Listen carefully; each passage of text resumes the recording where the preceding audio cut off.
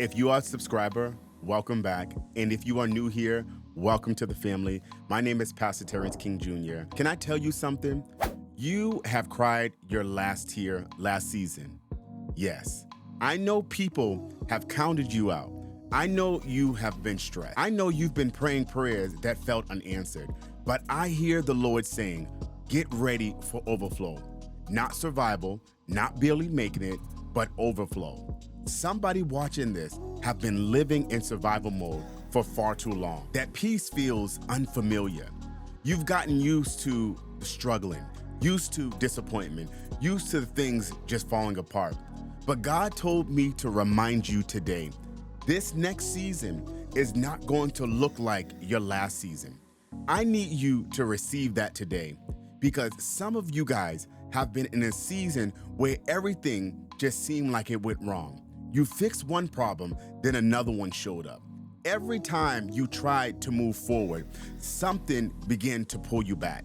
And honestly, you simply just got tired. Tired of fighting, tired of waiting, tired of hoping. But hear me carefully today. God has not forgotten your faithfulness.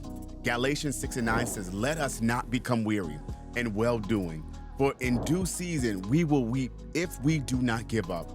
And the proper time, when the Bible tells us that due season, that's the proper time. That means there is a set time for breakthrough, a set time for your healing, a set time for your blessing.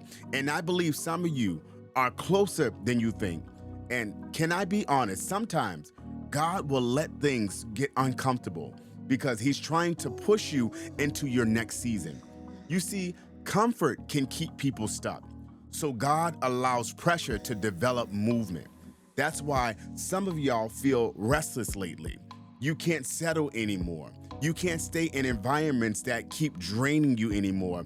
You can't keep thinking small anymore because God is stretching your vision.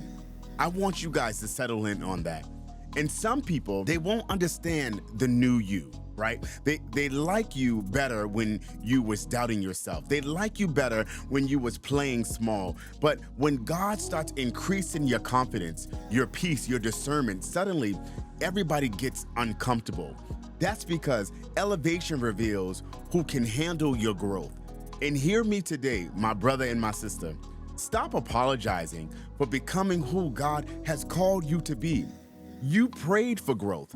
Now growth is happening. Growth is at your front door.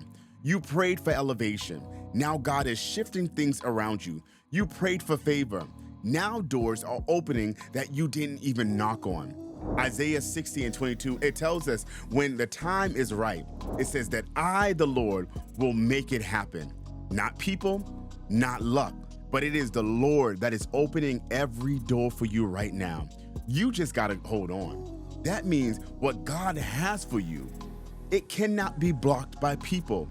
People cannot cancel it. No matter if they're haters, they can't destroy it. They can't delay it. If God said it, then you know what? It is going to happen for you. And yes, and I really feel this strong for somebody. God is about to bless you in places where you experience the most pain. I want you to settle in that. The area where you cried the most. It's about to become the area where you testify the loudest. The same people who watched you struggle are about to watch God elevate you. Not so that you can brag, not for bragging rights, but so God can keep the glory for your story. Because when people look at your life, they're going to know it had to be God that was working on your behalf. Nobody survives what you survived without God. Nobody keeps smiling after all that pressure without God. Nobody keeps showing up after all that heartbreak without God. And I know there were moments that you wanted to quit. It may have been yesterday, maybe right now that you wanted to quit. Moments you wanted to walk away. Moments you wanted to secretly wander away, drift away, fade off in the background. And sometimes you begin to say, God, is this ever going to change? But look at you now. Look at you today. You're still here. You're still breathing. You're still believing. You're still praying. And that means God is not done with you yet. And I think what's beautiful is this. Sometimes blessings don't show up looking like money first. Sometimes they look like peace. Sometimes they look like clarity. Sometimes they look like you're just finally loving yourself again, finally sitting down and taking a breath. Sometimes the blessings is God removing fake people from your life and from your surroundings, because everybody around you was not assigned by God. Some people were distractions. Some people were people that just didn't really care anything about where God was taking you. But in this next season, God is giving you discernment. You're not going to ignore red flags anymore. You're not going to settle anymore. You're not going to keep shrinking to fit people back into places that God says is not for them to be in. No, this is your season to walk boldly, pray boldly, dream boldly, and trust God boldly. I don't know who this is for, but I feel this deeply. Something you prayed for is about to happen suddenly. A door, an opportunity, a breakthrough, a connection, a miracle. Something is shifting right now. And when it happens, don't downplay it. Don't act like you weren't praying for this. Celebrate what God is doing in your life, because you cried tears for this blessing. You waited long enough for this moment. You fought too hard to doubt yourself now.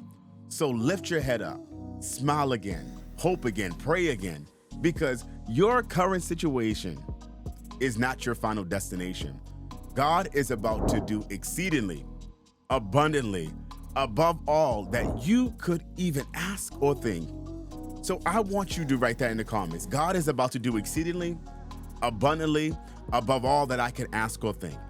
And I want you to remember this. Keep showing up. No matter what it seems like, keep showing up, because I believe that when you show up, God will too. God bless you, and I know heaven is smiling on you.